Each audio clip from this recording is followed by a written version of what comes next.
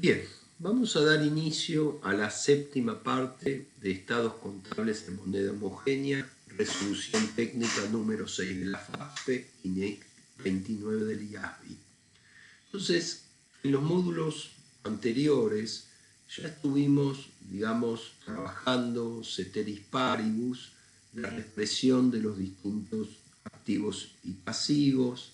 Hicimos después lo propio con la expresión del estado de resultados y con la reexpresión de las cuentas de patrimonio neto y la determinación del resultado en moneda homogénea, viendo, la distinta incidencia que tenían los movimientos, sean cuantitativos, cualitativos o ajustes al patrimonio neto, cuáles hay que considerar y cuáles no. En general, fuimos trabajando, moviendo la variable que estábamos estudiando y todo el resto se daba como dato del planteo. Entonces, la idea en este módulo es de, todos los conceptos que fuimos trabajando separados, articularlos en un caso general y de paso ver un poquito cuáles son los requerimientos de información contable que necesitaríamos en la práctica, profesional, como para, poder llevar adelante un ajuste por inflación. Entonces vamos a ir con un caso general.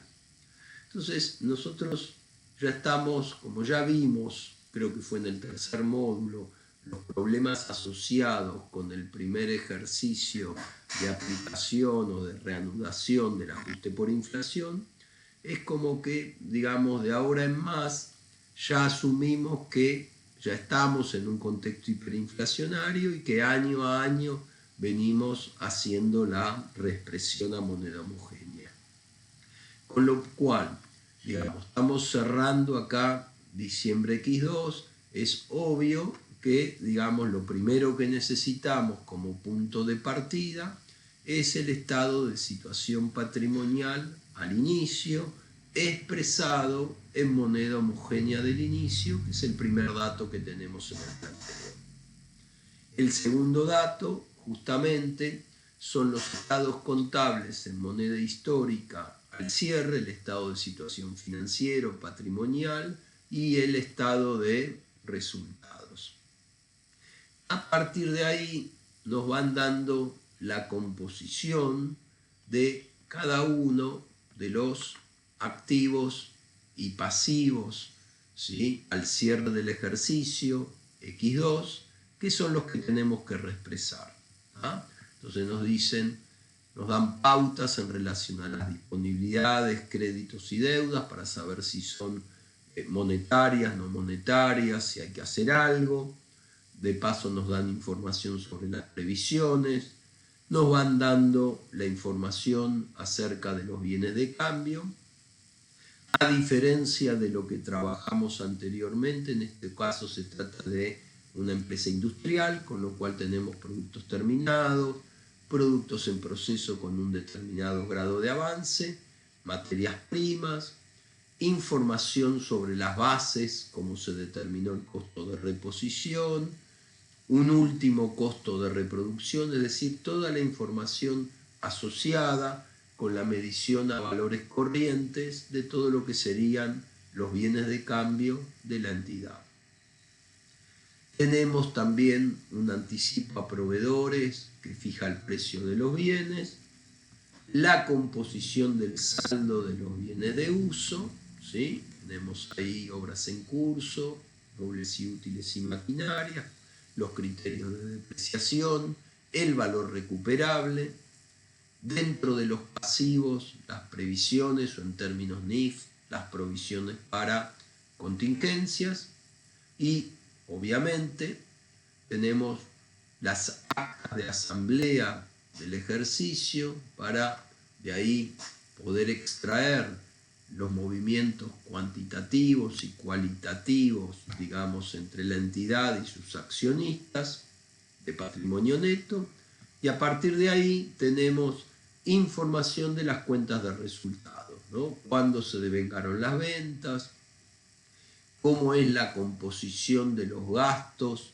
del ejercicio erogables, información acerca de los gastos no erogables, que sería, digamos, el mapeo que uno normalmente, digamos, tiene que hacer sobre las cuentas de resultados. Estamos pensando en, digamos, entidades que tienen muchísimas cuentas de resultados.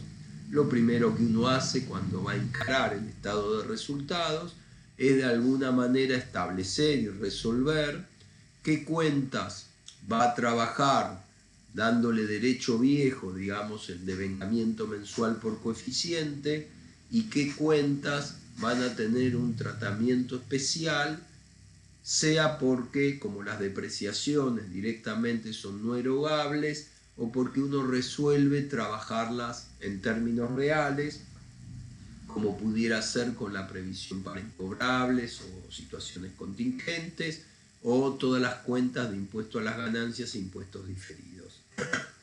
A partir de ahí tenemos los índices de precios internos al por mayor supuestos y la información acerca de las tasas nominales. ¿Tá? Entonces vamos a aplicar, digamos, simplemente, no es que estamos agregando ningún conocimiento o concepto nuevo que no hayamos recorrido, sino que estamos integrando todo lo que vimos, digamos, en los 6 módulos anteriores. Entonces la idea es con esto tener un cierre, digamos, de toda esta primer parte, que yo diría que en un 80-90% le va a permitir a las entidades llevar adelante un ajuste por inflación con tranquilidad, y a partir de ahí, digamos, en los módulos que quedan de estos desarrollos, ahí sí vamos a empezar a trabajar ya situaciones de tipo o temas de tipo especial y cómo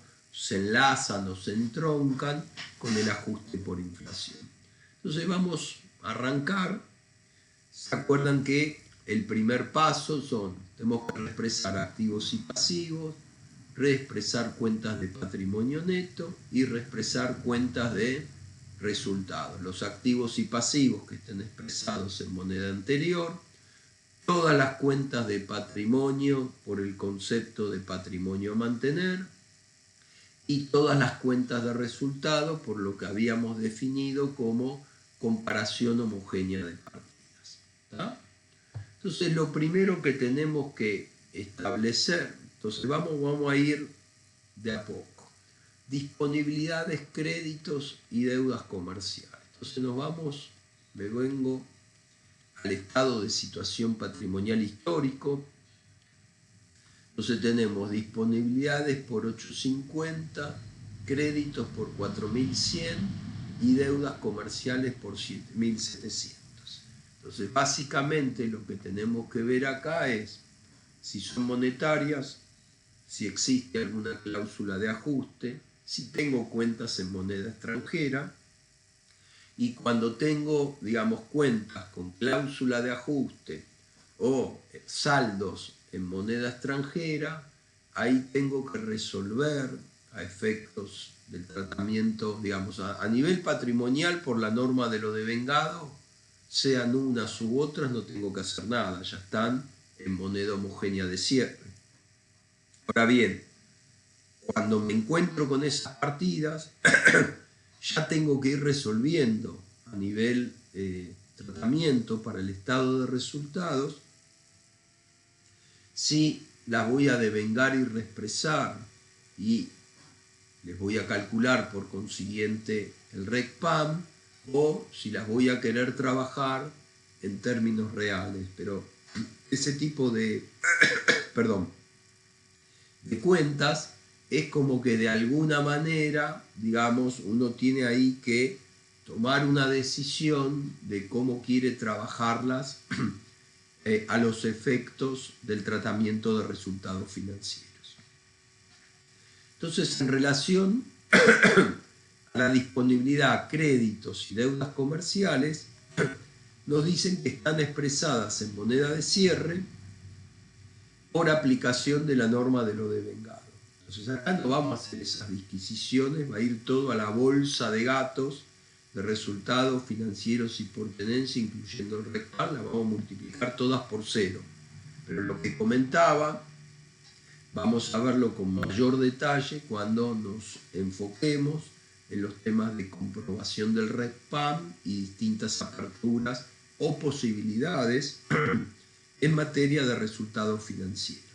Ahora bien, nos aclaran, el saldo de deudores por ventas al inicio es neto de la previsión por incobrables por 60 y la previsión para deudores incobrables calculada sobre el saldo de deudores por ventas al cierre ascendió a 250. Fíjense que 250 menos 60, ¿sí?, son los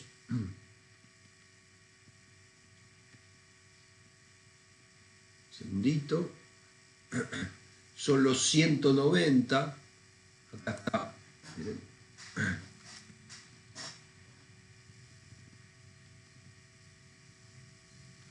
acá, está tirado todo para, perdón, estoy un poco resfriado. Les decía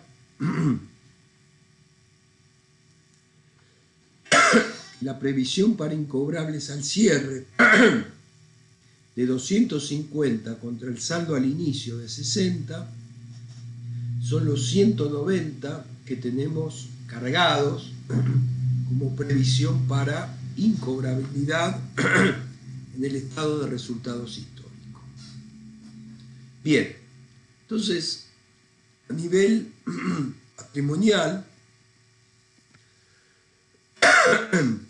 patrimonial, disponibilidades, créditos y deudas comerciales, por aplicación de la norma de lo devengado, ya están expresados en moneda de cierre, con lo cual a nivel patrimonial no hacemos nada y volcamos los saldos que tenemos. Perdón, estoy muy resfriado, que tenemos en el estado de situación patrimonial histórico, 850, 4100, 7700. Vuelvo.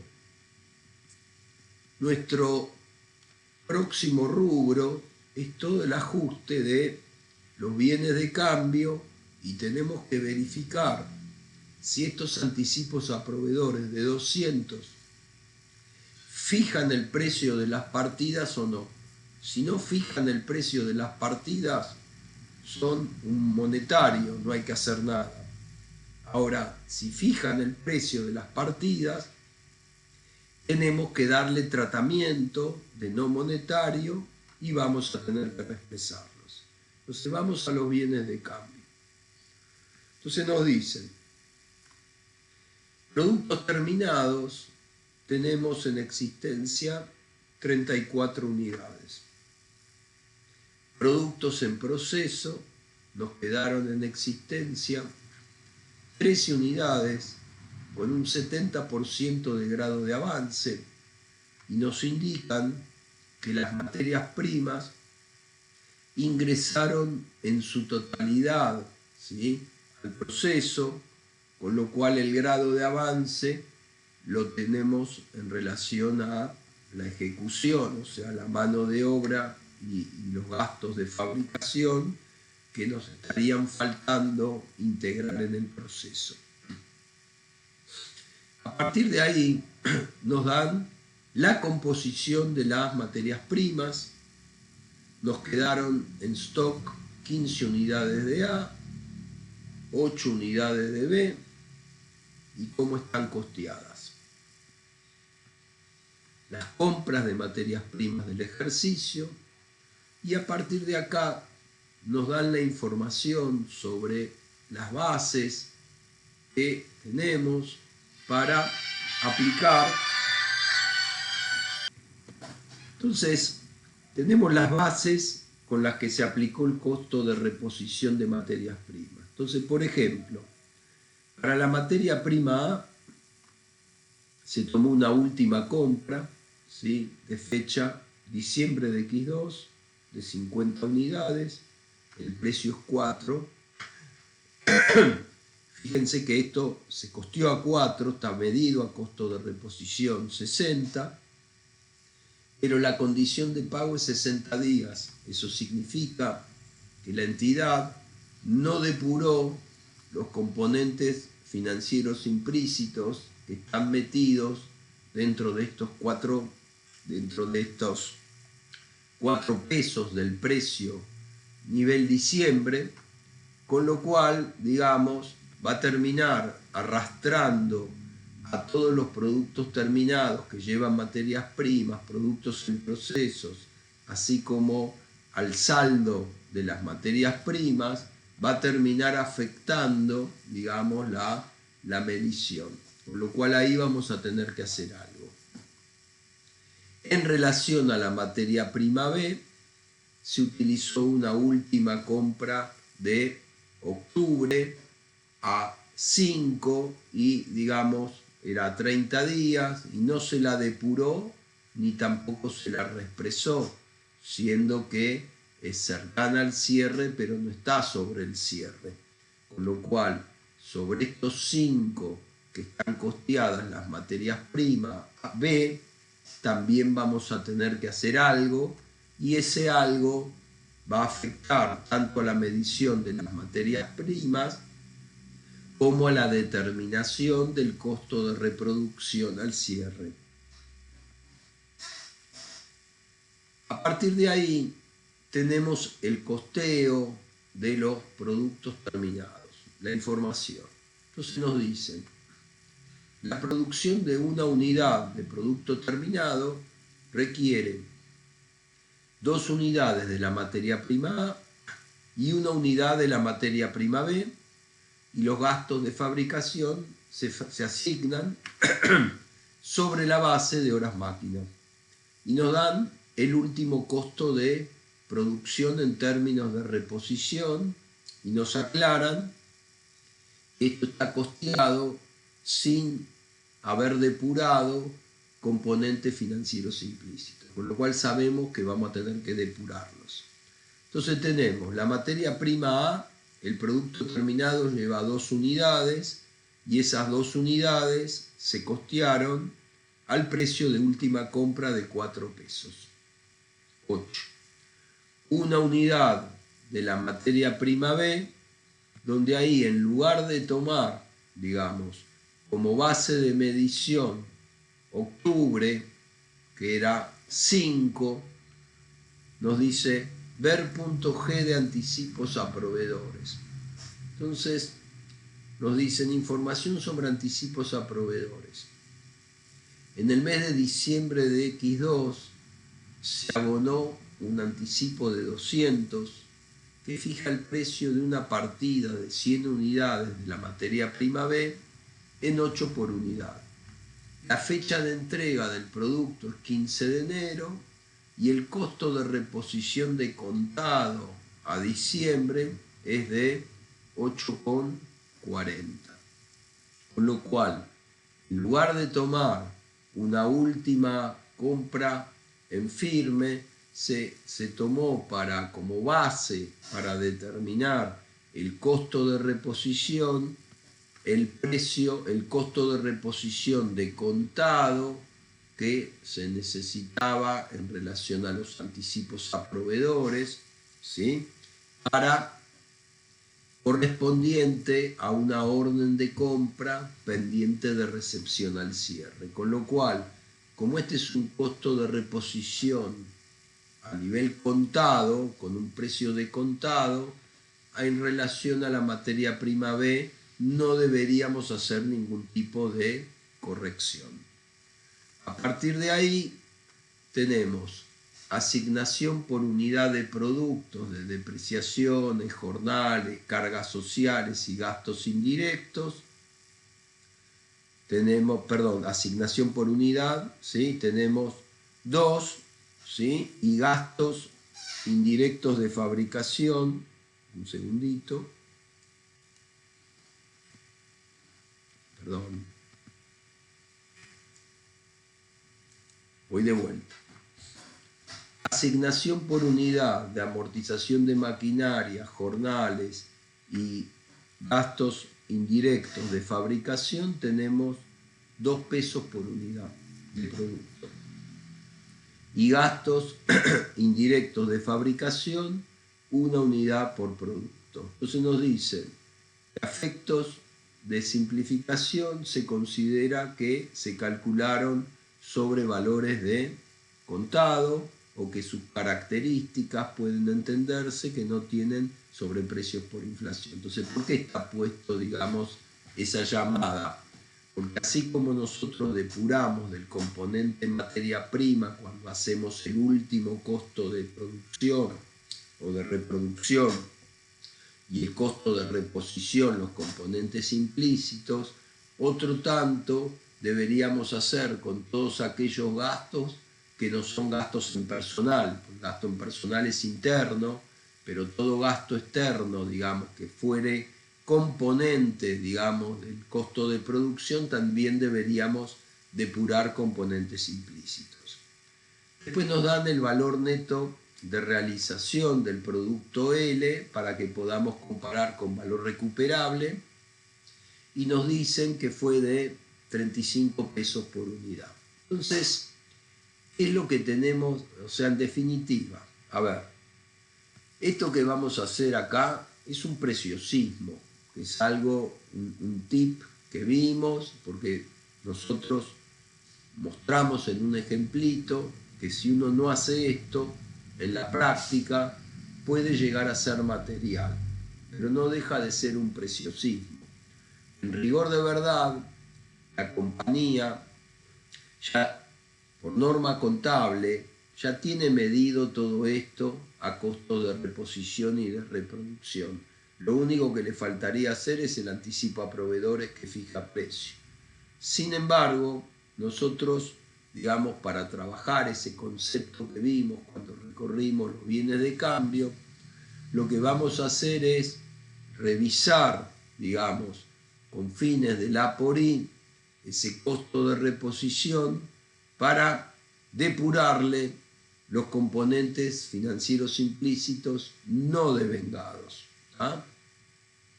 Entonces nos vamos a la solución.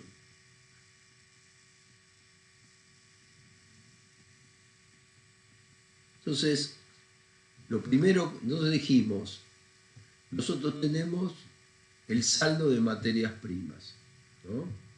Y tenemos la materia prima A, ¿sí?, que está costeada a 4, y la materia prima B, ¿sí?, que estaba costeada a 5 en la contabilidad histórica. Me vuelvo para acá. ¿Sí? Segundito. Entonces la materia prima A está costeada a 4 y la materia prima B está costeada a 5. Y eso conforma el saldo 50 por 4, 200, ¿sí? Y 60 por 5 son 300. ¿Tá? Y ahí tenemos, ¿sí?, el saldo de materias primas. Perdón.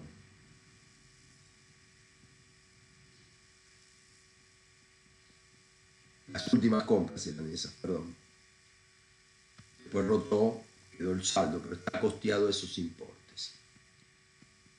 Entonces, me vuelvo para acá. Lo primero que tenemos que hacer es, digamos, establecer en relación a la materia prima A, insisto, esto es una estimación contable, cuál sería el componente financiero implícito que contiene, digamos, esas materias primas.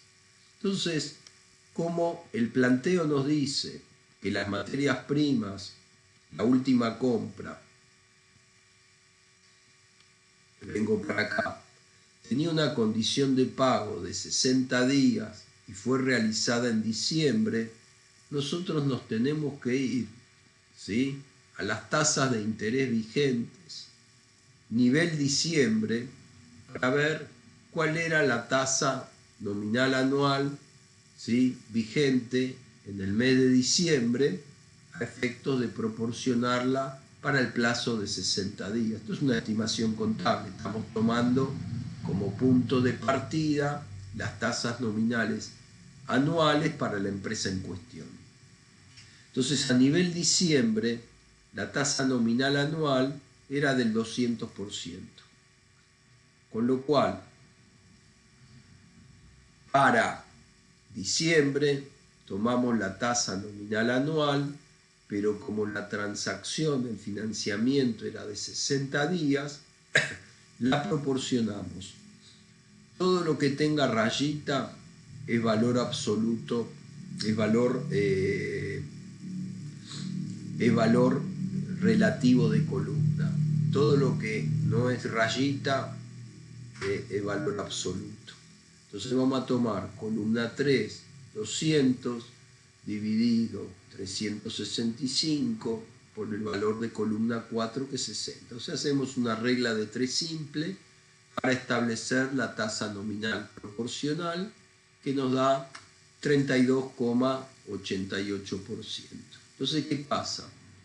Yo ya sé que, como estimación contable, esos 4 pesos del precio unitario de las últimas compras de la materia prima A tienen metido adentro un 32,88% de componente financiero implícito no devengado. Con lo cual a este precio de 4 le vamos a depurar el 32,88%. Entonces tomamos columna 3, 4 dividido 1,3288. ¿Sí? Eso nos da 3,01. Ahora, como en relación a la materia prima B, nos es más conveniente, a efectos, nosotros tenemos dos bases para la materia prima B. Hay que seleccionar una, la que es más representativa del costo de reposición. Una es una última compra de octubre de 5, financiada a 30 días. Y otra base en relación a B nos viene de una orden de compra pendiente de recepción al cierre, pero a raíz de la cual se estableció el costo de reposición de contado de esa partida de 8,40. Como esta última base es más fidedigna, ¿sí?, y es más oportuna, está más actualizada con el nivel diciembre que queremos medir, no hace falta hacer toda la depuración que hicimos con la materia prima A, sino que directamente vamos a tomar esos 8,40, que es una referencia de un precio de contado a nivel diciembre. Con lo cual, ya tenemos las dos bases para aplicar a la medición de las materias primas y después a los productos en proceso y productos terminados, del valor del costo de reposición de las materias primas. Entonces, el planteo nos informa que en relación, ¿sí?, a las materias primas, nos quedaron en existencia 15 unidades a 4, que son 60, y 8 unidades a 5, que son 40, que conforman, digamos, los 100 que tenemos como saldo histórico del componente de materias primas. Entonces vamos a medirlo ahora al costo de reposición depurado de contado al cierre del ejercicio. Entonces, 15 unidades, tomamos los 3,01, que es el costo de reposición depurado. Como esto está a nivel diciembre, no hay que hacerle ninguna corrección. 15 por 3,01, eso nos da 45,15. Para la materia prima B teníamos 8 unidades en existencia. 8.40 es el costo de reposición de contado. Como es un costo nivel diciembre, bueno, no hay que reexpresarlo. Tomamos los 8 por 8.40 y nos da 67.20, con lo cual la materia prima a reposición nos queda en 112.35 en relación a los 100 como estaba costeada anteriormente. Lo que vamos a hacer ahora es corregir el último costo de reproducción con el que se manejó la entidad, ¿sí? Que lo tenemos acá informado, lo vamos a recorregir para aplicarle las depuraciones de las materias primas que están costeadas, en relación a la materia prima A, no la B que se tomó los 8.40, pero la A se tomó 4, con lo cual vamos a corregirla para tomar los 3.01, que es lo que está depurado de los componentes financieros implícitos. Entonces, en lugar de 2 unidades a 4, acá la corregimos 2 unidades a 3.01. ¿Ah?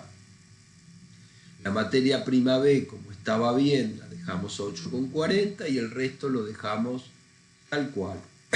Insisto, estamos haciendo esto con una unidad. Ustedes imagínense que tengan este tipo de problemática con un stock que tiene, no sé, 3.000 materias primas y materiales distintos y tengamos este tipo de problema y no hagamos estas depuraciones con estos niveles de inflación, la distorsión es grandísima. Entonces todo esto que parece medio banal en relación a una única unidad, lo subrayamos, lo acentuamos, porque en la práctica real puede dar, digamos, correcciones muy, muy significativas.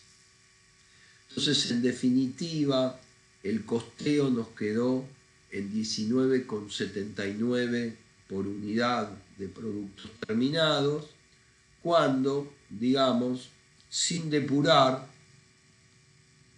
nosotros lo teníamos a 21,77. Entonces, una vez que tenemos depurado, ¿sí?, el costo de reproducción de los productos terminados, podemos proceder a medir, digamos, los productos terminados y los productos en proceso. Entonces, de productos terminados, el planteo nos informa, me vengo para acá,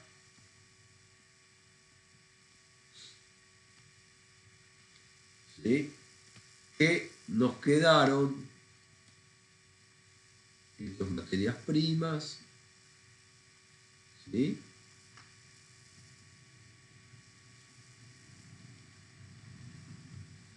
que nos quedaron, esos son anticipos, donde tenemos la cantidad de unidades,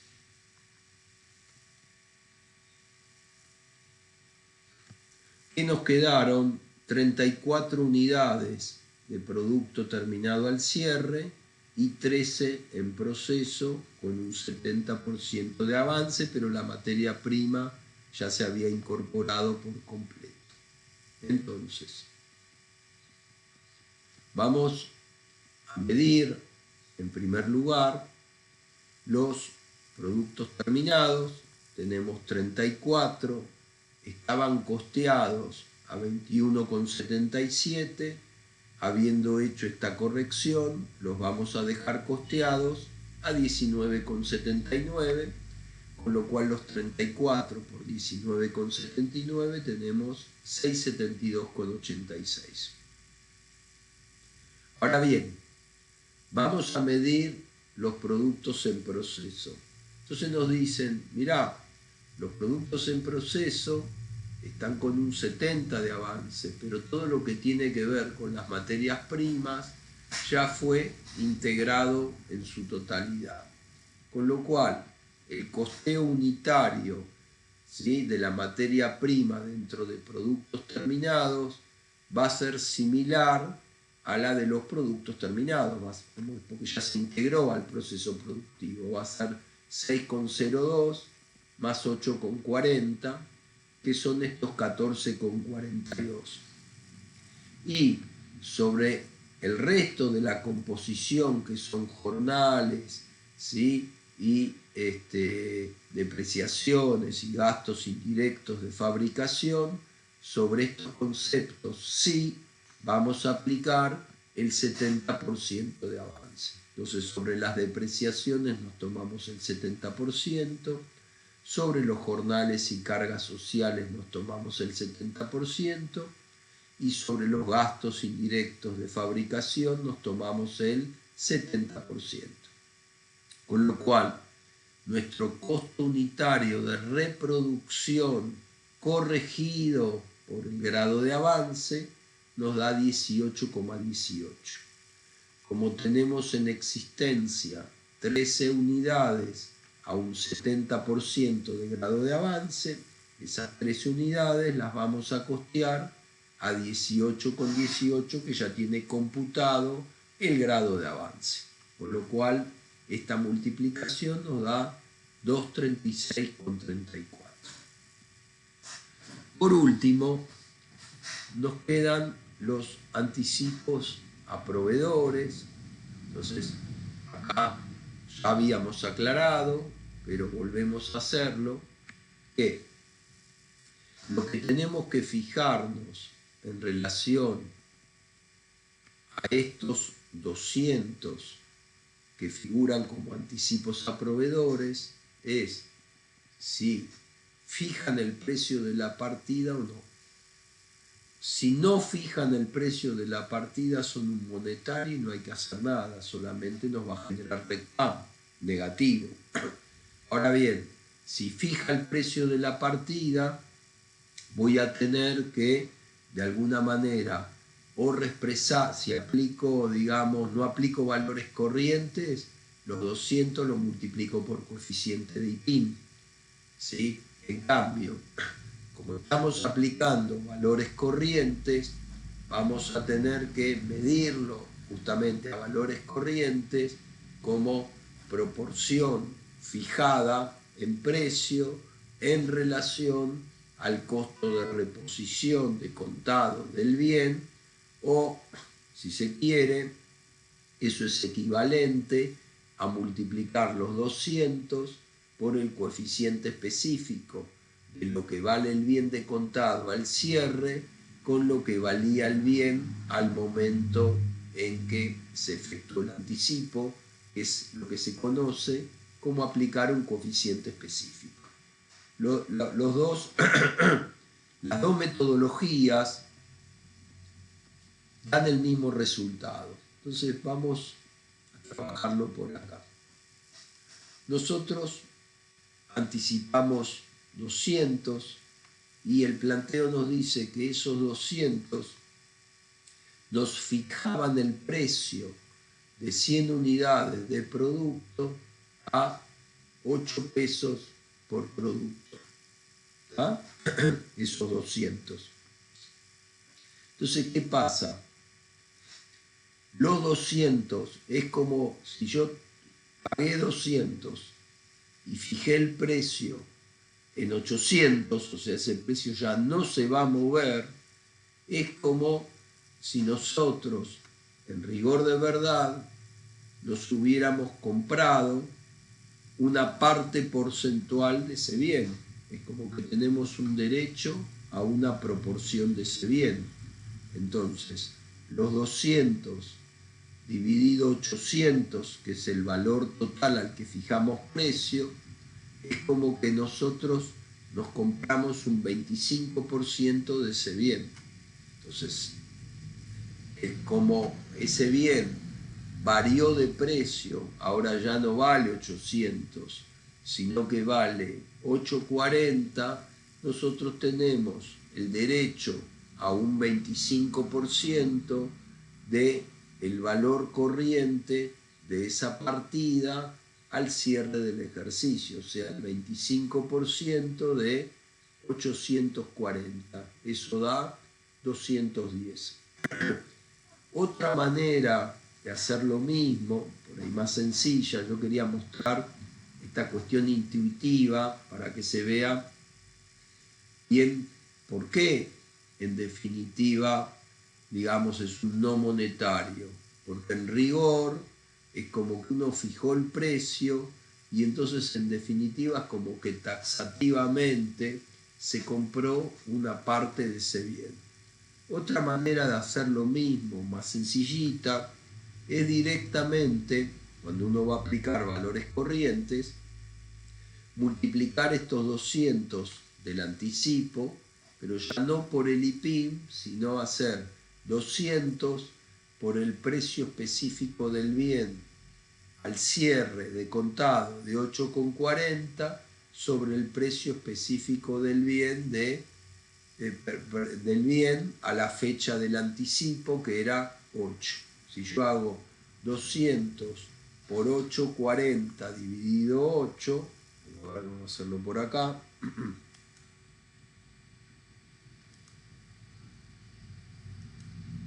hago 200 por 8,40 dividido 8, me debería dar los mismos 210. ¿Está? Bien, entonces anticipo a proveedores que fijan precio 210. Vamos a expresar las obras en curso, los bienes de uso. Entonces, vamos a los bienes de uso. ¿Sí? Me voy primero al estado de situación patrimonial. Esto lo dejamos porque era monetario, esto también. Acabamos de reexpresar todos los bienes de cambio y los anticipos a proveedores. Nos queda a nivel patrimonial los bienes de uso y la previsión para juicios. ¿Ah? La provisión para juicios. Entonces, vamos con la obra en curso. Nos dan la composición que arma el cierre de 6.650. Conceptualmente esto es muy sencillo, sabemos que cada una de las inversiones efectuadas vamos a tener que reexpresarla desde la respectiva fecha de la inversión, con lo cual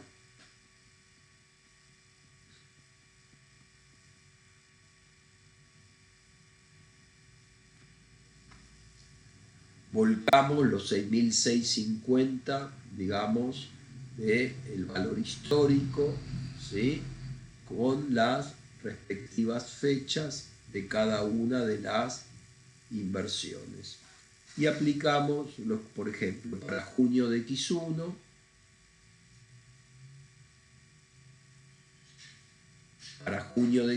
hacemos diciembre X2 400 sobre 65, que sería el índice de junio de X1. ¿Sí? Yo acá me tomé más decimales para que después me dé, porque yo ya tengo una reexpresión al inicio, moneda en el inicio. Entonces, para que me cierre bien, digamos, a nivel diferencia de patrimonios en moneda homogénea, acá tuve que aplicarle, digamos, más decimales. ¿Tá? Pero es más un tema de planteo que de otra cosa. Después tenemos 850, me voy para atrás.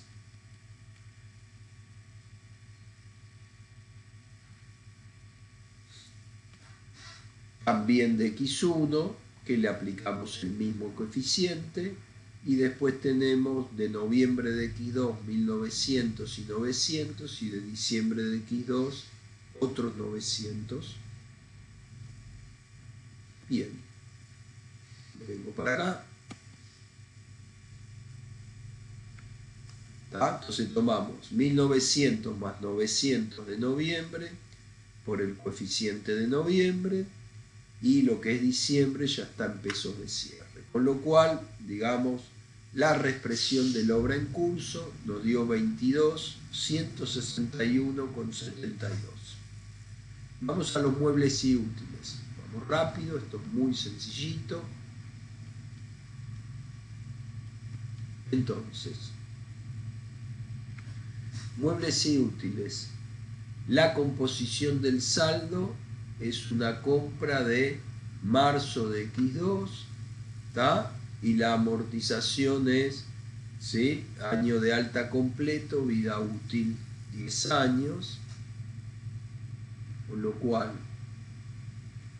los 2.500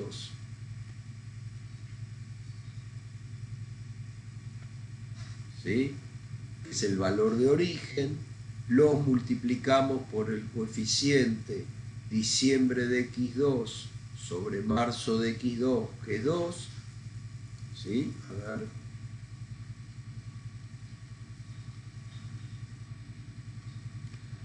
Diciembre de X2, 400 sobre marzo de X2, que es 200, entonces el coeficiente es 2,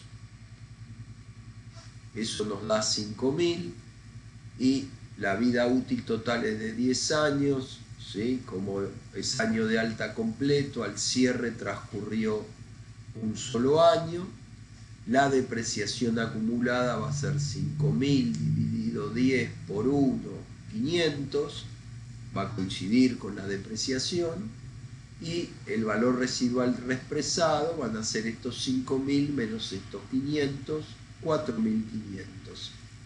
Hacemos lo propio con las maquinarias. Esto es muy elemental, simplemente estamos resumiendo los contenidos que vimos hasta acá. Tenemos una única compra de diciembre X0 por 1.400, con lo cual nos vamos a la maquinaria, tomamos los 1.400, lo multiplicamos por el coeficiente diciembre X2, 400, sobre diciembre X0, 50,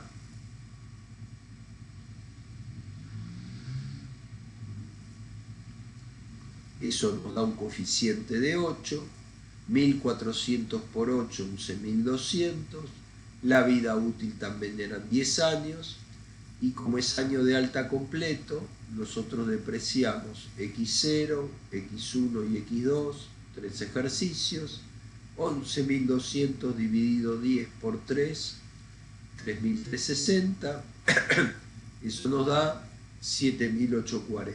Con lo cual, sumando obra en curso 22.161,72, más muebles y útiles 4.500, más maquinaria 7.840, eso nos da 34.501,72, y el valor recuperable del auge nos dio 50.000, con lo cual, digamos, no hay ningún inconveniente en que adoptemos como medición ajustada por inflación los 34.501,72. Entonces, ahí terminamos, digamos, la única cuentita que todavía no vimos sería la previsión para juicios. Y nos dicen que la previsión para juicios corresponde a un juicio contra la empresa, y que el incremento de 210, o sea, vería un juicio de arrastre, es una nueva estimación en función de la carta de abogados efectuada al cierre del ejercicio. Con lo cual,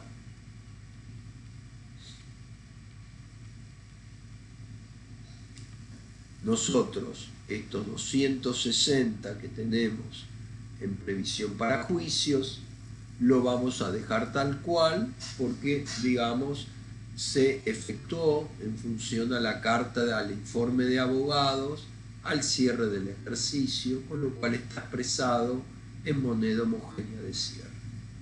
Entonces, vamos a reexpresar las cuentas de patrimonio. Entonces, ¿se acuerdan que habíamos visto que la totalidad de los saldos iniciales al inicio, en moneda homogénea del inicio, los íbamos a llevar punta a punta por coeficiente anual, y a partir de ahí, con el acta de asamblea, vamos a trabajar con los saldos al inicio en moneda homogénea del inicio y con el acta de las asambleas que hubieron en el transcurso del ejercicio. Entonces, con esa información, si hubieron dividendos en efectivo, va a ser la fecha en que se votaron, las capitalizaciones de utilidades lo mismo, la fecha de la asamblea, y vamos a ir trabajando con el acta de asamblea y los saldos al inicio en moneda homogénea del inicio. Entonces vamos a arrancar. Entonces me vengo acá. Nosotros, para el armado de esto, vamos a tener que tener en cuenta este acta de asamblea que tenemos acá en 4.5. Fíjense que tenemos un dividendo en acciones de 300, uno en efectivo de 350 y 2 constituciones de reserva. Y nuestro punto de partida va a ser el estado de situación patrimonial al inicio en moneda homogénea del inicio. Entonces vamos con las acciones, con la cuenta ajuste del capital. Fíjense que el capital expresado al inicio es de 3.890. Y de la lectura del acta, de las actas de asamblea, el único movimiento que toca acá capital es este dividendo en acciones de 300. No hubieron aportes en efectivo. Con lo cual, vamos a trabajar en primer lugar la determinación de la cuenta ajuste del capital. Entonces, fíjense que nos estamos tomando lo que mencioné recién. Este sería el capital reexpresado al inicio en moneda homogénea del inicio, que por una cuestión formal está abierto en 2 cuentitas: acciones en circulación y ajuste del capital. Como estos 3.890 están en moneda homogénea del inicio, los llevamos punta a punta a moneda homogénea de cierre. Son estos 15.560. Ahora bien, según el acta de asamblea, en marzo tuvimos un dividendo en acciones de 300 y el coeficiente para marzo, ¿sí?, lo habíamos establecido, era 400 dividido 202, con lo cual ese dividendo en acciones lo multiplicamos por 2 para llevarlo a moneda homogénea de cierre. Entonces, el capital reexpresado al inicio en pesos de cierre, más el único movimiento habido durante el ejercicio en moneda homogénea de cierre, sumamos magnitudes homogéneas, con lo cual nuestro capital reexpresado al cierre X2 es 16.160. Pero como por una cuestión formal uno de estos 16.160 tiene que abrirlos en 2 cuentas, lo vamos a comparar con las cuentas históricas al cierre. Entonces, fíjense en el planteo que nosotros al cierre, ¿sí?, como cuenta de capital histórica tenemos 1.940, ¿sí?, que son los 1.640 que había al inicio, más los 300 de los dividendos en acciones. Entonces,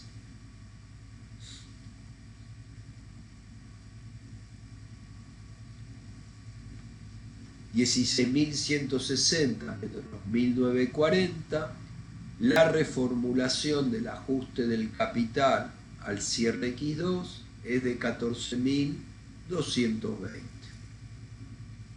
Seguimos con la reexpresión de las reservas. Vamos con la reserva legal. Entonces vamos a capturar la información del saldo al inicio en moneda homogénea del inicio.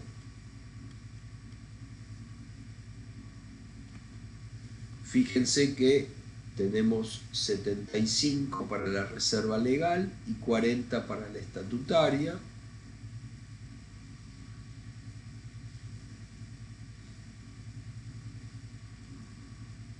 Y el acta de asamblea nos dice que constituimos 30 en el mes de marzo de X2 y 100 de la estatutaria. Entonces con esos elementos nos volvemos para acá. Entonces el saldo al inicio en moneda del inicio, como está en peso de diciembre, lo llevamos por coeficiente punta a punta, 75 por 4, 300. Y la constitución de reserva legal de 30 del mes de marzo la reexpresamos por el coeficiente de marzo. Sumamos. Hacemos lo propio con la estatutaria. El saldo al inicio en moneda homogénea del inicio, como está en peso de diciembre X1, lo corremos por coeficiente punta a punta, y la constitución según asamblea de marzo la reexpresamos por coeficiente de marzo, sumamos. Con lo cual la legal nos quedó en 360 en moneda homogénea y la estatutaria también nos quedó en 360 en moneda homogénea. Vamos a los resultados no asignados. Entonces,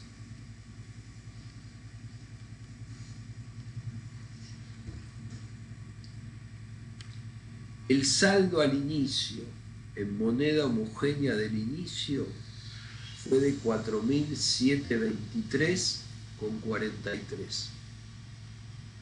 Y ¿sí? En los movimientos de asamblea, ¿sí? Tuvimos un dividendo en efectivo, el dividendo en acciones y la constitución de las reservas. ¿Está? Entonces, cada uno de esos movimientos, como están expresados en moneda de fecha de asamblea, lo vamos a llevar a pesos de cierre. Entonces, este es el saldo al inicio, pero en moneda homogénea del inicio. Lo corremos por coeficiente punta a punta, 18.893,72. Y los movimientos de asamblea acá no interesa si son quanti o quali. Lo de quanti o quali lo vamos a retomar cuando determinemos el resultado en moneda homogénea. Acá se toman absolutamente todos los movimientos por el concepto de comparación homogénea de partidas. Con lo cual, los 30 de la reserva legal de marzo, por coeficiente de marzo a diciembre, los 300 que fueron a la cuenta de capital, por el coeficiente de marzo son 600, los 350 del dividendo en efectivo por el coeficiente de marzo 700 y por último los 100 de la reserva estatutaria por el coeficiente de marzo 200. Y este sería, ojo con esto, los resultados no asignados anteriores expresados antes de contemplar el resultado del ejercicio. Este es el valor que vamos a tener que tomar después cuando hagamos la registración contable de la adecuación de las cuentas patrimoniales a moneda homogénea de cierre. El RNA antes del resultado del ejercicio expresado contra el histórico. Vamos a reexpresar ahora las cuentas de resultados. Esta es toda la parte más laboriosa, más engorrosa, más aburrida si se quiere. Entonces, Vamos con las cuentas de resultados. Entonces acá tenemos las ventas desde la fecha de devengamiento, los gastos erogables desde la fecha de devengamiento, ¿sí? Y los no erogables, bueno, las depreciaciones en función del costo reexpresado, ¿sí? Tanto de maquinarias como de muebles y útiles, y los cargos por previsiones. Vamos a ver si se trabajaron en términos reales o nominales. Habíamos visto que cualquiera de las dos maneras son válidas. Después hay que ser consistente con cómo uno va a comprobar el RECPAM y cómo uno va a leer la información contable. Entonces, primer detalle, como acá es una empresa industrial, nosotros primero vamos a reexpresar ventas, gasto erogable, gasto no erogable, los vamos a asignar a las funciones, ¿no? Producción, administración, comercialización, y recién después vamos a poder procesar el costo de ventas. Entonces vamos con la reexpresión de ventas.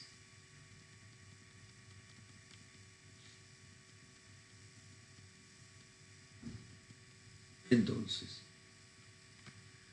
una venta en marzo de 450, otra en agosto de 100 unidades, y estos son los valores: 5.850 moneda de marzo y 2.750 moneda de agosto, y estos nos configuran los 8.600 que tenemos registrados en el estado de resultados histórico. Entonces, acá es muy sencillo, ¿sí? Es automático. Los 5.850 devengados en marzo por coeficiente de marzo y los 2.750 de agosto por coeficiente de agosto. Está todo homogeneizado, puedo sumar. La venta reexpresada es 15.137,50. Vamos a hacer lo propio con los gastos erogables. Entonces el planteo, me vengo por aquí atrás,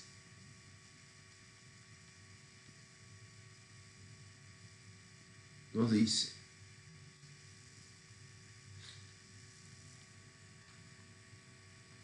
en febrero, ¿sí?, tuvimos jornales y cargas sociales 273,33, sueldos y cargas sociales 130 y gastos varios por 40. Nos dan en agosto jornales 16,67, sueldos 160 y gastos varios 70. Entonces, y en diciembre 50 para jornales y cargas sociales, 260 para sueldos y cargas sociales, y en diciembre 110. Normalmente, ¿sí?, uno, digamos, normalmente expresa todas las cuentas de resultado y después tiene mapeado, digamos, en el Excel o en el sistema, las asignaciones a las funciones. Entonces, cada uno, digamos, ¿no?, los jornales y cargas sociales, la información del planteo, lo de febrero, agosto y diciembre, por los respectivos coeficientes. Eso nos da en moneda homogénea 754,17. Está hecho lo propio con los sueldos y cargas sociales y está hecho lo propio con los gastos varios. Esto es muy, muy elemental. Vamos con los no erogables. Entonces, teníamos obras en curso que no llevan depreciación, teníamos muebles y útiles y maquinarias. Entonces, normalmente yo les mostré en el módulo anterior que uno trabaja todo junto, acá se trabajó separadamente, ¿no? Pero normalmente ya en este papelito de trabajo uno tenía el dato de las depreciaciones.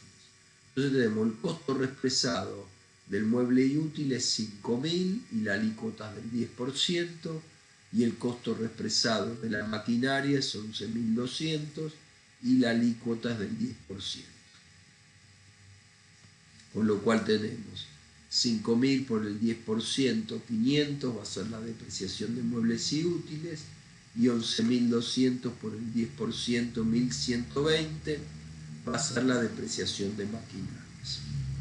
Ahora bien, vamos a el cargo por incobrables. Fíjense que el planteo nos dice que la previsión para incobrables al cierre es de 2.50 y la previsión para incobrables sobre los deudores por ventas al inicio era de 60 y 250 menos 60, ¿sí? 250 menos 60, vengo para acá, son los 190 que estaban cargados, los 190 que estaban cargados históricamente como cargo por previsión. Entonces acá otra vez nosotros manifestamos nuestra preferencia por, digamos, computarla en términos reales, con lo cual tenemos el saldo de la previsión determinada sobre el listado de antigüedad de cuenta a cobrar al cierre contra el saldo de la previsión del inicio, pero corrido por coeficiente punta a punta, más o menos los movimientos, que acá no hubieron bajas de la previsión.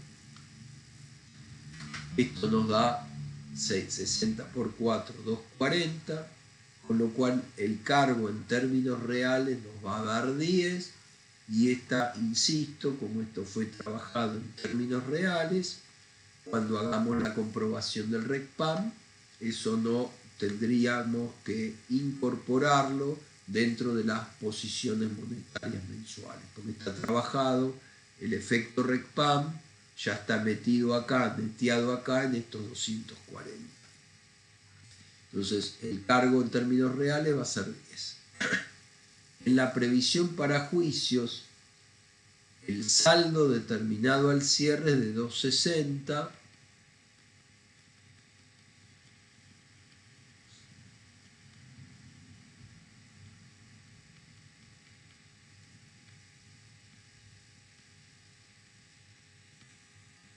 que es el que tenemos acá en nuestro balance histórico, y el saldo al inicio era de 50.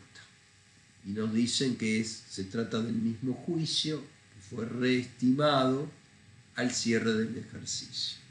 Entonces acá lo mismo, nosotros entre las alternativas hemos optado por trabajarlo en términos reales, con lo cual el saldo de la previsión para juicios al cierre contra el saldo al inicio corrido por coeficiente punta a punta nos da un cargo por juicios de 60 medido en términos reales.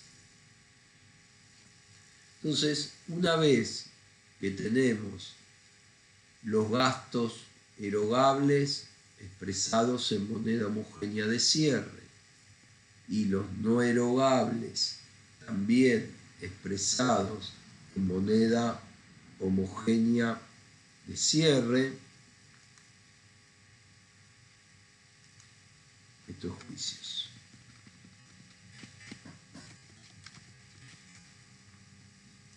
¿Sí? Entonces tenemos todo en moneda homogénea de cierre. Ya estamos simplemente unificando la información, pero ya sobre cifras expresadas, estamos en condiciones de asignarlos a las funciones. ¿Tá? Entonces, jornales y cargas sociales, ahí no hay que asignar nada, la asignación es directa, sabemos que el total reexpresado va a costos de producción. Los sueldos y cargas sociales, el planteo nos indica que se imputa un 30 al costo de producción, un 30 al gasto de administración y un 40 al comercial, con lo cual estos 7,85 por punto 30 fueron al costo, por punto 30 fueron al gasto de administración y 7,85 por 0,40 fueron al gasto comercial. En el gasto vario, esto es dato del planteo, normalmente en la práctica vamos a tener mapeado, digamos, las asignaciones de cada cuenta. El gasto vario va un 15,91 a producción, un 34,09 a administración y un 50 a comercialización, y se aplicaron esos porcentajes, digamos, sobre los valores expresados. La depreciación de muebles y útiles se asignó un 70 a administración y un 30 a comercialización, y todo lo que es depreciación de maquinaria se asignó directamente al costo de producción, y el cargo en términos reales por incobrabilidad y por juicios, ¿sí?, estos 60, se asignaron directamente al gasto comercial. Con lo cual, administración nos quedó en moneda homogénea 686,92, comercialización 682,75, y esto que se asignó al costo de producción lo vamos a retomar ahora cuando hagamos el costo de ventas reexpresado. ¿Ah? Entonces vamos al costo de ventas. Bien, acá tenemos que tener presente la comparación homogénea de partidas, con lo cual nos tenemos que ir a capturar la existencia al inicio, pero tener el cuidado de tomarnos la existencia al inicio en moneda homogénea del inicio. ¿Ah? Con lo cual nos vamos a tomar estos 2.700 que están en moneda homogénea de dicha fecha. Entonces, los 2.700, como están en pesos del inicio, los vamos a correr por coeficiente punta a punta. ¿Ah?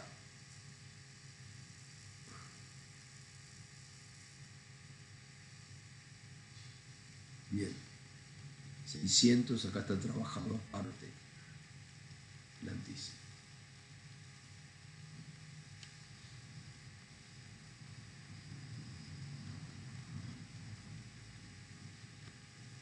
¿Ah? Tenemos 400 de productos terminados, 200 de materia. Yo leí 2.700 que era el total del activo corriente. En realidad tenemos 400 de productos terminados y 200 de materias primas.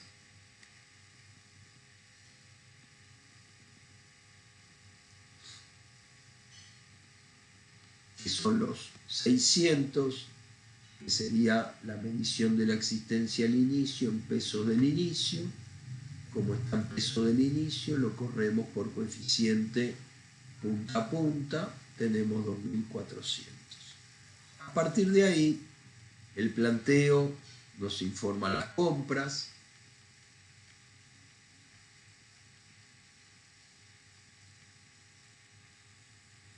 ¿Sí?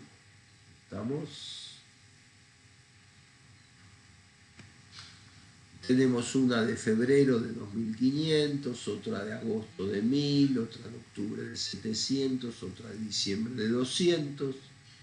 Cada una de esas compras fue reexpresada por el coeficiente de la respectiva fecha. Entonces la de febrero de 2.500 por el coeficiente de febrero, la de agosto de 1.000 por el coeficiente de agosto, la de octubre de 700 por el coeficiente de octubre, y la de diciembre ya está en moneda de cierre. Entonces, todos estos 8.523,55, perdón, están expresados en moneda de cierre. Y por último, nos vamos a traer, digamos, de la medición que hicimos de los bienes de cambio, cómo quedaron, digamos, medidas las existencias finales. Entonces me voy para atrás.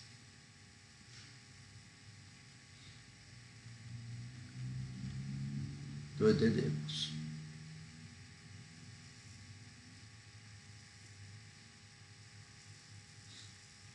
la materia prima, nos quedó a 112,35.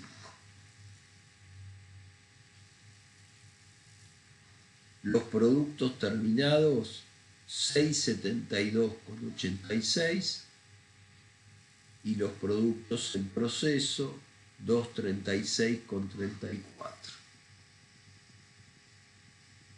Entonces,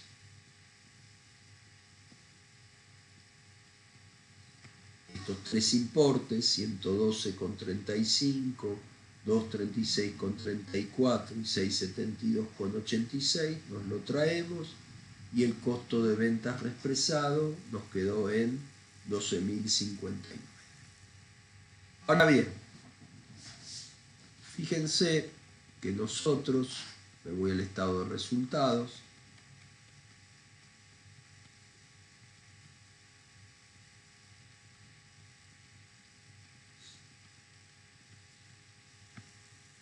las ventas las reexpresamos, acabamos de trabajar el costo de ventas en moneda homogénea, reexpresamos los gastos de administración y comercialización tanto erogables como no erogables y nos quedan los resultados financieros. Entonces nosotros por el momento estamos trabajando la opción más simplificada de todas admitida, que es mandar a la bolsa de gatos de los resultados financieros y por tenencia, incluyendo el RECPAM, todo lo que tenga que ver con resultados financieros, se traten de los que se traten, con lo cual es muy sencillo, simplemente todos los resultados financieros los vamos a saldar en el estado de resultados reexpresados, porque en definitiva van a estar imputados, reimputados a esa cuenta de resultados financieros, incluyendo el RECPAM. Con lo cual, bueno, ya hemos terminado lo que sería la parte más laboriosa, que es reexpresar activos, pasivos, cuentas de patrimonio y cuentas de resultados. Ahora simplemente, esto ya no varía mucho de lo que vinimos trabajando, vamos a determinar el patrimonio neto reexpresado al cierre. Entonces, simplemente recopilamos todo lo que trabajamos. Disponibilidades y créditos.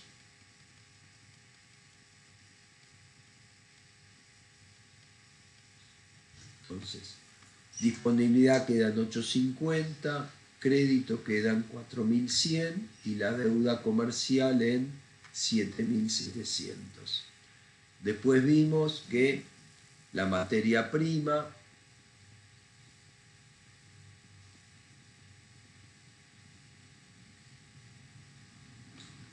nos quedaban 112,35, el producto terminado, que lo tenemos acá cerquita, era 672,86 y el producto en proceso 236,34.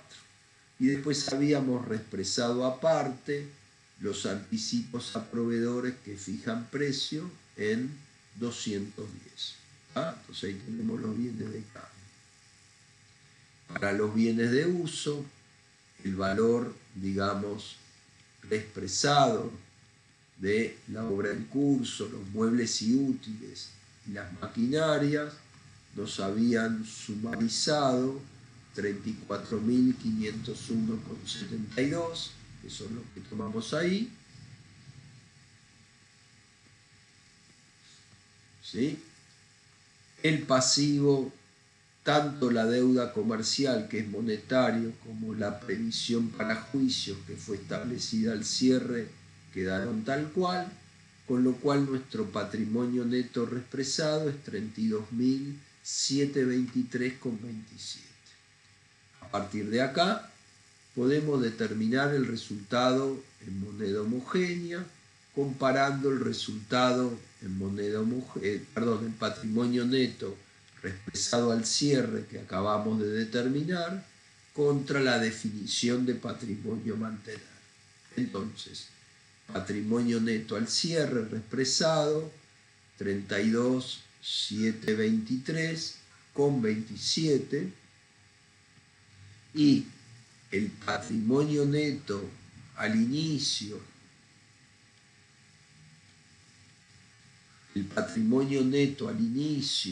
en moneda homogénea del inicio era 8.728,43.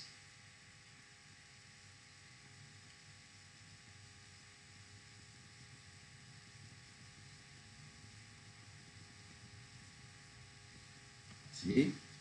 Como esto está en pesos del inicio, lo llevamos por coeficiente punta a punta, y de todos los movimientos de asamblea, que para no irme hasta el inicio, los tengo acá más cerquita, digamos, de todos los movimientos de asamblea que tuvimos durante el ejercicio, acá sí interesa cuál es quanti y cuál es quali.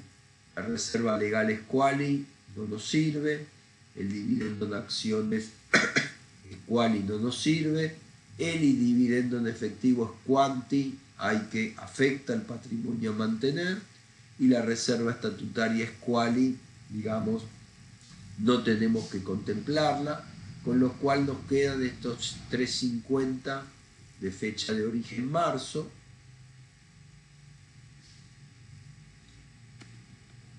con lo cual vamos a computar, a restar el dividendo en efectivo de 350, como está en peso de marzo, lo llevamos a moneda homogénea de diciembre.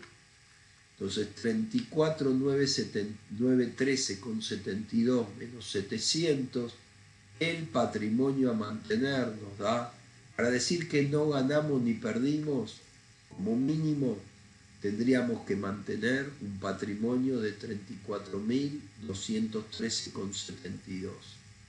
Como de hecho solo tenemos 32.723,27, la diferencia de 1.490,45 es una pérdida en moneda homogénea.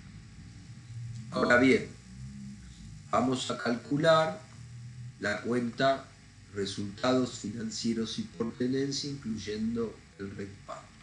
Entonces teníamos la pérdida en moneda homogénea de 1.490,45, y otra vez nos vamos a recopilar la información de ventas, costos, gastos, la administración y de comercialización. ¿Sí? Entonces, a ver.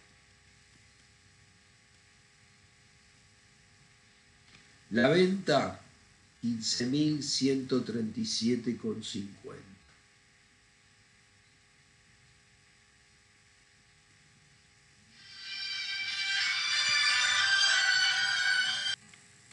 Entonces, volcamos la venta, 15.137,50. Me voy a buscar el costo de ventas.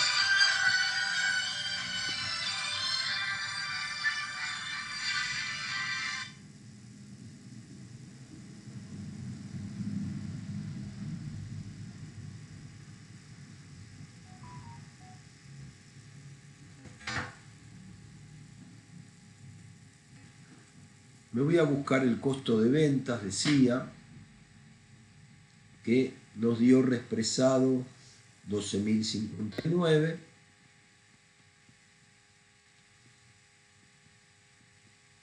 También lo vuelco, y de la asignación que hicimos de los gastos a las funciones, en moneda homogénea de cierre teníamos gastos de administración 686,92 y el gasto comercial por 682,75. También los voy a buscar.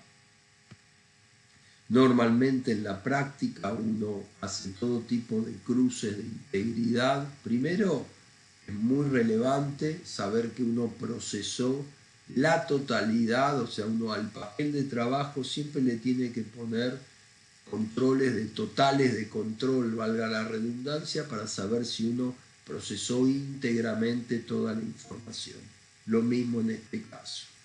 Entonces, volcamos el gasto comercial también, con lo cual el resultado en moneda homogénea del ejercicio, antes de considerar los resultados financieros y por tenencia, nos da ganancia 1.708,83, pero nosotros sabemos que nuestro resultado final tiene que ser un quebranto de 1.490,45, con lo cual, por diferencia, la cuenta resultados financieros y por tenencia, incluyendo el RECPAM, nos da una pérdida de 3.199,28, que en los próximos módulos es muy relevante porque uno puede haber metido la pata en la reexpresión de activos o pasivos, en algunos, con lo cual todo esto podría estar mal, o uno metió la pata acá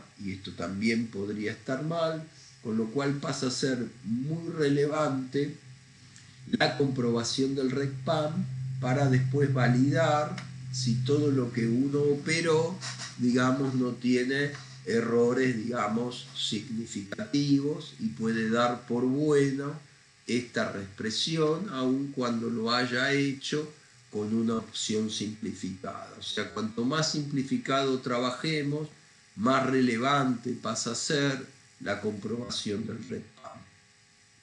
Vamos a registrar la reexpresión y ya estamos medio sobre el final, ¿no?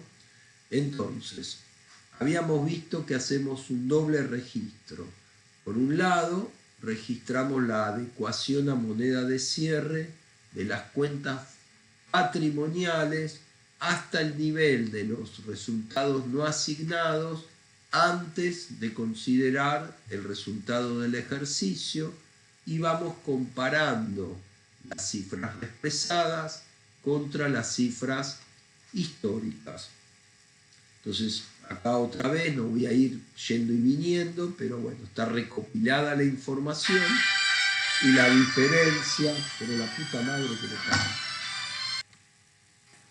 Entonces, habíamos visto que lo que nos da la imputación a resultados financieros y por tenencia, incluyendo el RECPAM, por la adecuación de las cuentas patrimoniales a moneda homogénea de cierre, que acá nos da en el debe 3.740,45, nuestro chequeo de control tiene que ser que nos cruce con la diferencia entre el resultado en moneda homogénea, que en nuestro caso, ¿sí?, el resultado en moneda homogénea fue una pérdida de 1.490,45 contra.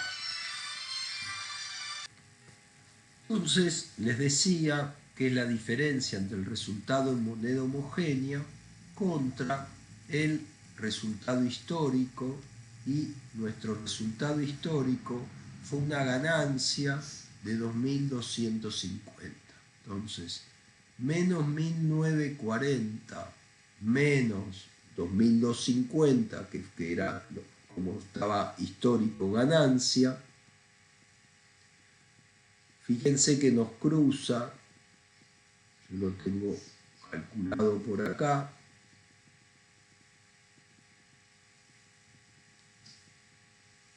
¿sí? Entonces, menos 1.490,45, que es la pérdida en moneda homogénea, contra el resultado histórico ganancia 2.250 que acabo de mostrarle, nos da 3.740,45, que es lo que nos dio nuestro papel de trabajo que nos va a servir para la registración del ajuste por inflación. Hacemos lo propio con las cuentas de resultados, tomamos los valores reexpresados versus los históricos y vamos determinando los ajustes. Y la única cuestión de detalle que no tenemos que omitir es que los gastos financieros que en el histórico estaban a 300 y en el reexpresado los dejamos en 0, no tenemos que omitir, digamos, incorporarlos en el registro de la adecuación a moneda de cierre, porque de hecho dejarlos en 0 implica que los estamos saldando. Con lo cual, en este caso, el registro de la adecuación a moneda de cierre de las cuentas de resultados originó un ajuste al haber de 541,17. Y por último, nosotros acabamos de hacer dos imputaciones, vamos a hacer dos registros. Uno del de adecuación de las patrimoniales a moneda de cierre y otro de las cuentas de resultados, ¿sí? Eso nos da, el registro de ambas nos da, ¿sí?, al debe 3.199,28 y eso nos tiene que cruzar con los que nos dio el RECPAM, la recuenta resultados financieros y por tenencia. Fíjense que nos cruza con lo que hemos determinado por diferencia. Entonces, ahí ya sabemos que nos cerró todo el ajuste por inflación y la registración, con lo cual ahí ya simplemente trasladamos, ¿sí?, la columna de ajustes, bueno, y los conceptos a nuestra registración contable, que lo tenemos acá hecho, ¿sí? Tenemos el registro de la adecuación de las patrimoniales a moneda homogénea de cierre, el registro de la adecuación de las cuentas de resultados a moneda de cierre, y a partir de ahí hacemos el asiento de cierre de las cuentas de resultados, pero ya cerrando los valores que establecimos en moneda homogénea, ¿sí? Fíjense que son 15.137,50, el costo de ventas 12.059, o sea, hacemos el clásico asiento de cierre, pero sobre los saldos en moneda homogénea, ¿sí? Y reconocemos la pérdida en moneda homogénea de 1.490,45, ¿sí? Esto, insisto, es un tip. En el nuevo ejercicio, fíjense que estoy revirtiendo el registro de la adecuación de las cuentas patrimoniales para retomar, ¿sí?, los saldos históricos. Nos queda entonces, para terminar, algunas cuestiones de exposición. Bueno, en relación con el estado de situación financiera, bueno, simplemente está recopilada la información de los distintos agrupamientos. Acá no habría ningún tema específico, ya vimos el patrimonio neto realizado al cierre, deriva, digamos, al estado correspondiente.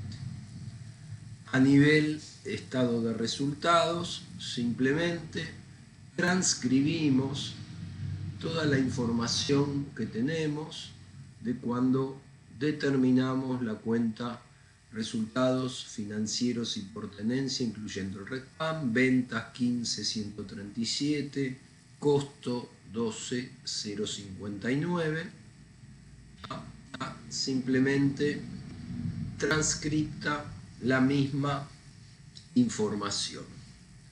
Vamos al estado de cambios o de evolución del patrimonio neto. Bueno, acá no hay ningún tipo de cuestión, sencillamente los saldos del inicio los traemos de la reexpresión del patrimonio neto. Entonces, me voy a la expresión de cuentas del patrimonio neto.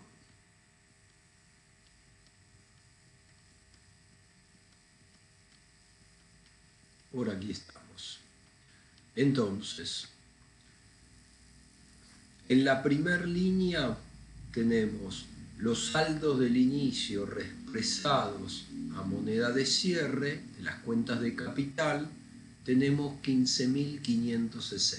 Entonces acá sí vamos a tener que recalcular a efectos del armado, ¿sí? Va a ser 15.560 menos los 1.640.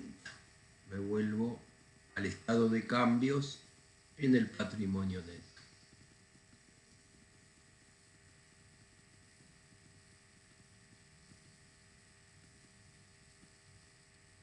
Fíjense que 13.920 más 1.640 son los 15.640 que habíamos determinado en la determinación, valga la redundancia, de la cuenta ajuste del capital al cierre. Y todos los saldos del inicio reexpresados nos los traemos también de la reexpresión de cuentas del patrimonio neto. Entonces, lo vuelvo a ubicar por acá.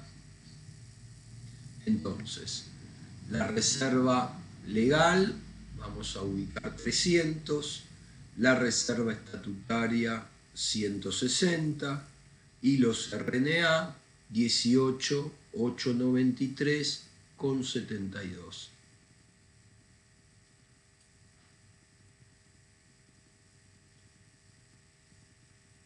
Me vengo para acá. Entonces, ¿sí? Entonces están volcados y como cuestión de control, la columna de total del patrimonio neto al inicio nos tiene que cruzar con la que, digamos, utilizamos cuando calculamos el patrimonio a mantener como patrimonio neto al inicio en pesos del inicio llevado a moneda de cierre. Fíjense que estos 34.913,72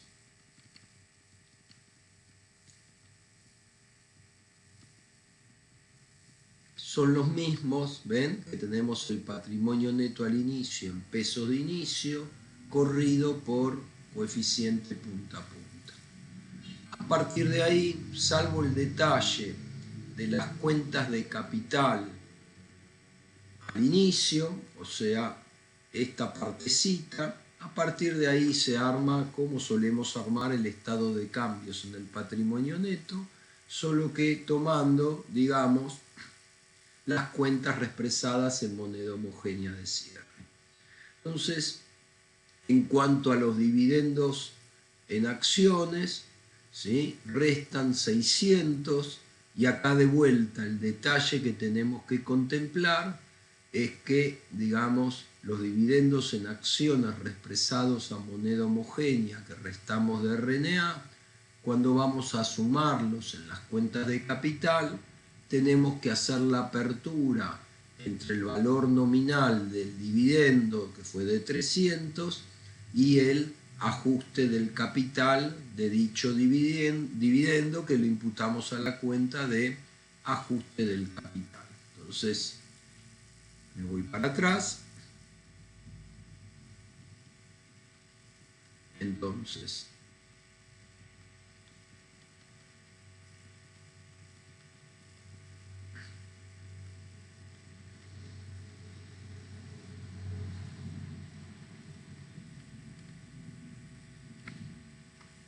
entonces en las cuentas de capital llegamos a los, ¿sí? 1940 y 14.220 que tenemos registrados.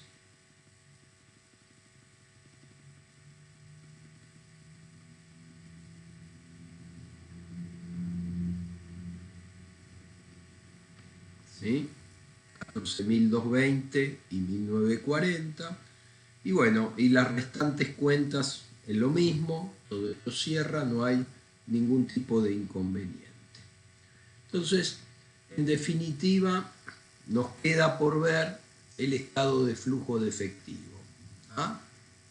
Entonces, El estado de flujo de efectivo se trabaja todo él en moneda homogénea.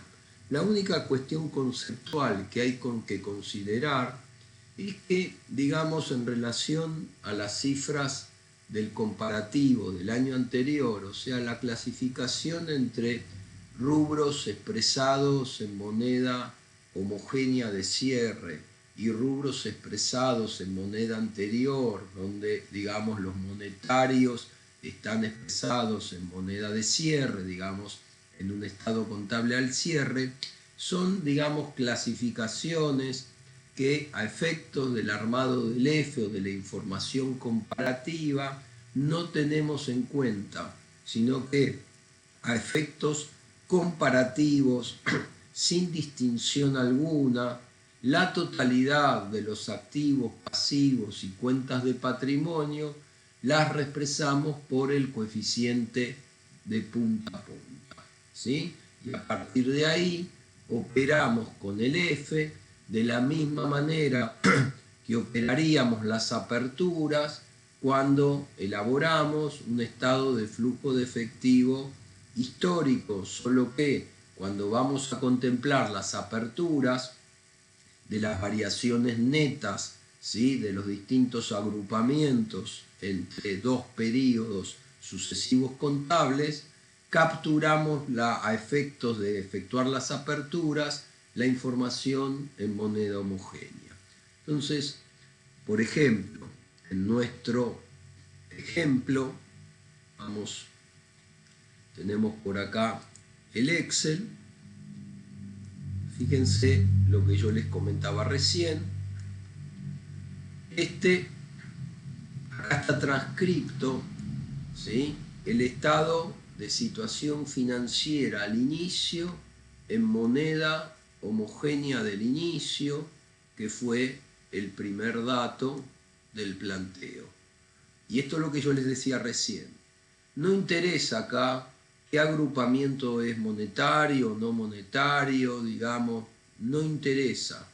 A efectos comparativos, la totalidad de las cifras de la posición patrimonial de diciembre de X1 en moneda homogénea de dicha fecha, las corremos por coeficiente de punta a punta. Fíjense que acá todas las cifras están multiplicadas por 4, que eran nuestro coeficiente de punta a punta.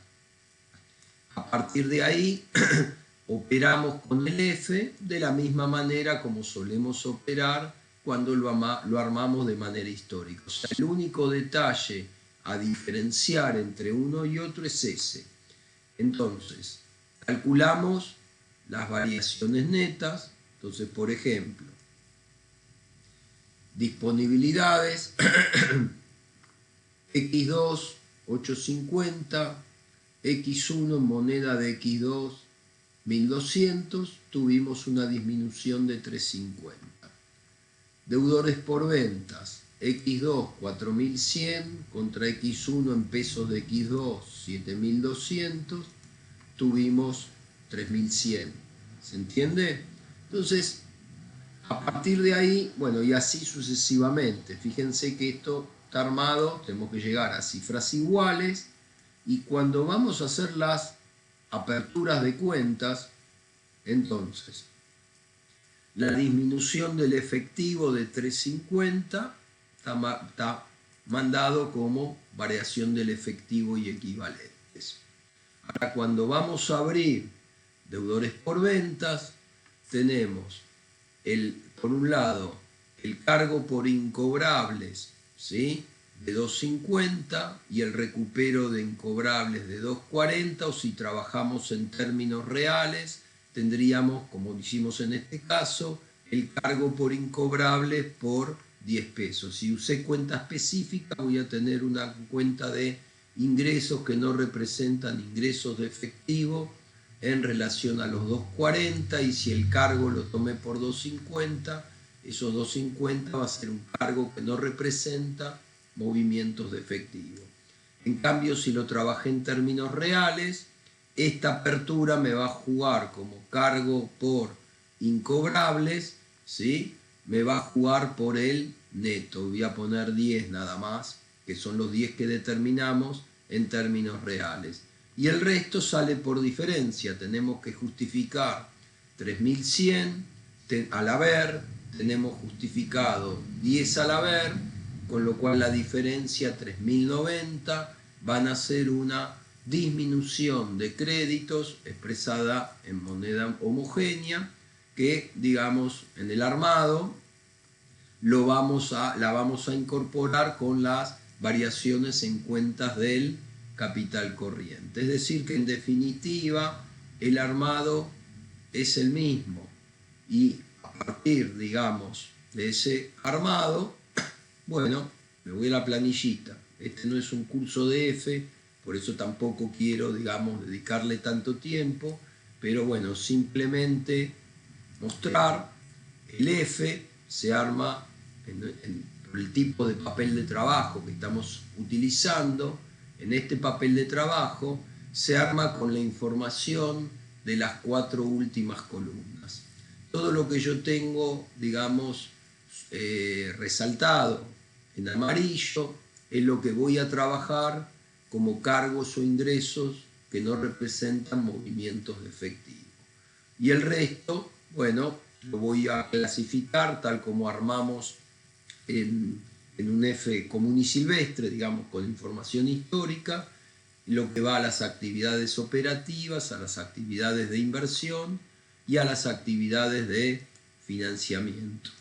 Acá tenemos armados el F, digamos, correspondiente a este caso de aplicación, donde tenemos efectivo y equivalentes al inicio, ¿sí? Efectivo y equivalentes al inicio, 1200. Efectivo y equivalentes al cierre, 850. Variación del efectivo, ¿sí? Tenemos una disminución de 350 negativo, menos 350. Vamos a las cláusulas de la variación. Actividades operativas. Resultado ordinario, me vengo para acá abajo. Miren que se me perdió acá el papel, acá estamos. Entonces yo acá tengo las aperturas, ¿sí? Entonces me voy a RNA, tengo pérdida del ejercicio 1490,45. Entonces menos 1490,45, aplicación.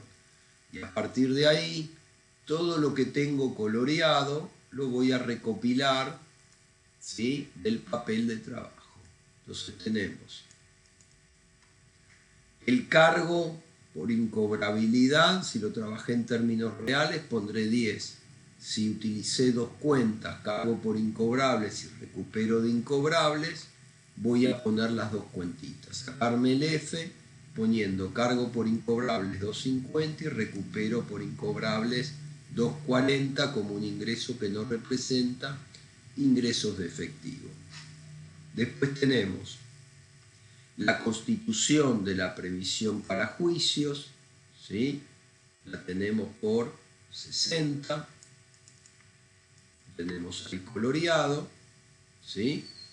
Y después nos queda la depreciación de bienes de uso, que es la sumatoria de la de maquinarias, inmuebles y útiles, que funciona como cargo que no representa movimientos de efectivo, y a partir de ahí nos vamos a buscar las variaciones en cuentas del capital corriente, donde tenemos una disminución de créditos por 3090 como origen, lo tenemos acá, una disminución, ¿sí?, de bienes de cambio de 1168,45 que funciona como origen sumando, y por último tenemos acá en el haber un aumento de las deudas comerciales de 4.900 que también funciona como origen. O sea, ven que el armado es absolutamente similar a un F histórico,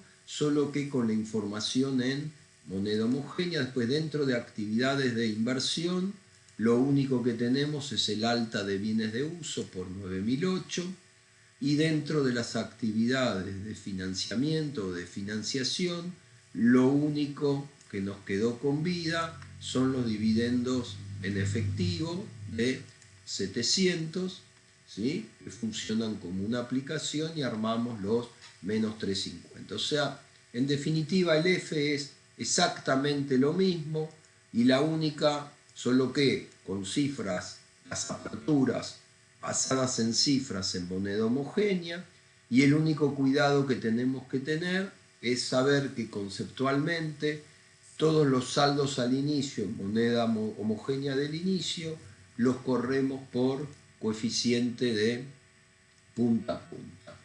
Bueno, con esto estamos dando por terminado el caso integrador. Con esto uno tiene realmente para resolver, digamos, los estados financieros en la práctica ajustados por inflación, con, digamos, la única salvedad que uno va a tener que mencionar que está haciendo uso de la opción de, digamos, utilizar una única cuenta de resultados financieros y por tenencia, incluyendo el RECPAM. De acá hacia adelante nos quedan otros 4 módulos donde, digamos, vamos a trabajar temas especiales, pero básicamente con este recorrido tendría que alcanzar para resolver satisfactoriamente, digamos, un ajuste por inflación, digamos, sin grandes sofisticaciones. ¿Tá? Nos reencontramos en los próximos módulos. A esto básico le tendríamos que agregar la comprobación del RECPAM, que lo vamos a trabajar como tema especial y que, insisto, es muy importante para tener como un cierto autocontrol del operado. Entonces, bueno, nos reencontramos en los próximos módulos.